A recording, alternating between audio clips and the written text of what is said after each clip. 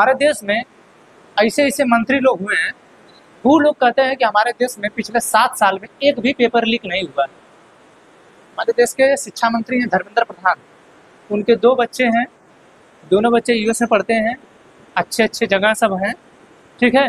उनको क्या पता है कि एक गरीब के बेटे की तकलीफ क्या है और पेपर लीक हो रहा है तो उसकी वजह से वो कितना परेशान हो रहा है। उनको इस चीज़ की तकलीफ नहीं है। वो क्या बोले हैं, उनको लगता है कि नहीं, हम ये बातें रख के अपनी, हम बहुत चालाक आदमी हैं, ठीक है। देखिए, ये है धर्मेंद्र प्रधान, हमारे शिक्षा मंत्री हैं, ठीक है। इनकी ये बेटी है और ये बेटा है। ये देखिए लिखे हैं, my children are the light of my life, ठीक है। इनके जो बच्चे हैं, इनके लाइफ के क्या है, प्रकाश है। बाकी हम लोग तो अंधकार हैं, हाँ, हम लोग तो अंधकार हैं। हम लोगों को तो हमारे माँ बाप नहीं पता किए हैं ना, हमारे माँ बाप पैसा देते हैं पढ़ाने के लिए, हम लोग तो अंधकार में हैं, या हम लोग उनको अंधकार में रखेंगे। पिछले 7 सालों में इतने पेपर लीक हुए हैं कि पूछने का हद ही नहीं है। यूपी SSC RO लीक हुआ, उसका पेपर भी बाद में है। यूपी PSC का पेपर लीक हुआ, अभी बाद में, उसका पेपर दिसंबर में है, ठीक है। यूपी पुलिस का पेपर लीक हुआ, अभी बाद में है, हाँ। यूपी लेखपाल का पेपर लीक हुआ, अभी बाद में है। यूपी पेट का पेपर लीक होता, अभी बाद में है, मतलब होगा अभी एक बार और, ठीक है। उसका हुआ, लीक हुए। बिहार पेपर लीक हुआ BPSC टीचर का, वो हुआ। बिहार SSC का पेपर लीक हुआ, वो हुआ। तेलंगाना SSC का पेपर लीक हुआ, वो हुआ। राजस्थान में पेपर लीक हुए, वो हुआ। MP में पेपर लीक होता है, वो होता है। छत्तीसगढ़ में पेपर लीक होता है, वो हो रहा है। ये जो है प्रधान धर्मेंद्र प्रधान जी हैं, ये पिछले कह रहे हैं कि 7 साल में एक भी पेपर लीक नहीं हुआ। आपको ये नहीं समझना है, क्योंकि आपके बच्चे तो यहाँ है नहीं। देश के पैसे से, देश के टैक्स से पैसा चोरी करके आप लोग अपने बच्चों को पढ़ा रहे हैं यूएस में, तो आप लोगों को लग रहा है कि नहीं, कुछ भी नहीं हुआ है।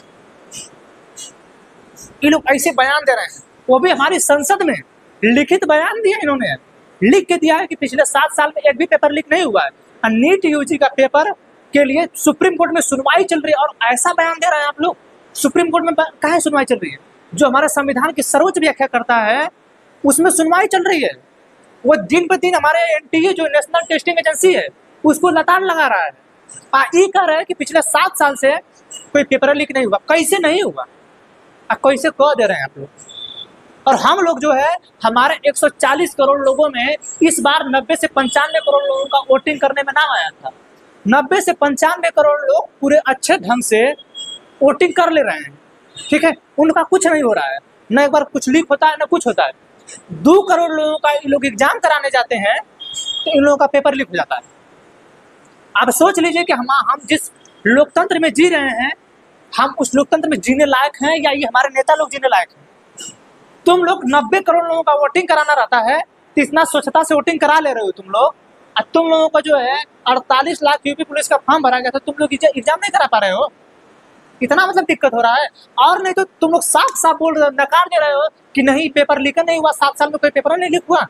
अभी सामने सब दिख रहा है एग्जाम्पल, बच्चे इतने रोड पे आए। तुम लोग 2019 में वैकेंसी निकालते हो, तो तुम लोगों का चलता है 2023 में आके उसकी वैकेंसी फिलअप होती है। 4-4 साल 5-5 साल तुम लोग लगाते हो, कैसे?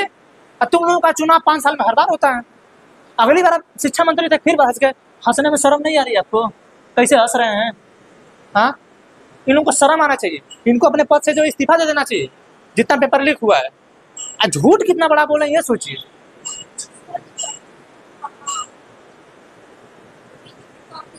हाँ, देखिए विपक्ष, देखिए होता क्या है ना, सत्ता में जो लोग हैं उनका अलग चलता है।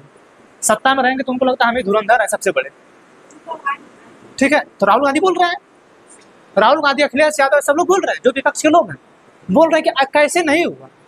इतना पेपर हम जितना बताएं आपको, अभी तो बहुत कम बताएं, बहुत सारे पेपर लीक हुए हैं। अभी 25 लाख लड़के जो नीट वाले भरे, इनका क्या स्थिति है? बहुत बुरी स्थिति। लेकिन इनके बच्चे, इनके लाइफ के लाइट हैं, हम लोग तो अंधेरा है। मतलब हम लोग घिस पीट रहे हैं दिन रात, अपने माँ बाप के लिए क्या क्या करना चाहते हैं, ये लोग आकर ट्वीट पे लिखे।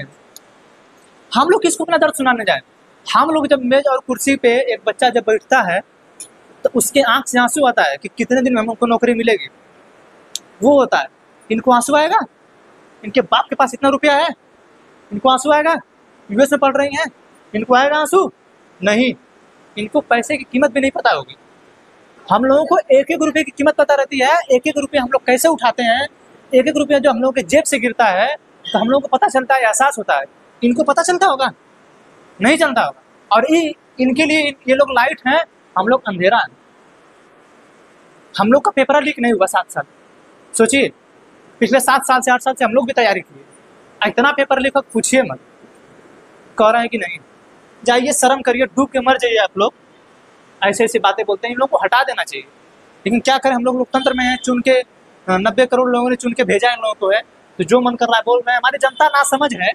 जिस दिन हमारे देश की जनता पढ़ लेगी ना, सही बता रही, जिस जहाँ पे खड़े होकर बोले ना, वहीं पे अंदर घुस के इनको जूता की माला ना पहला दे तो कहीं पहना दिया जाएगा। जूता का माला, फूल का माला पहनते होंगे ना लोग, जूता का माला पहने।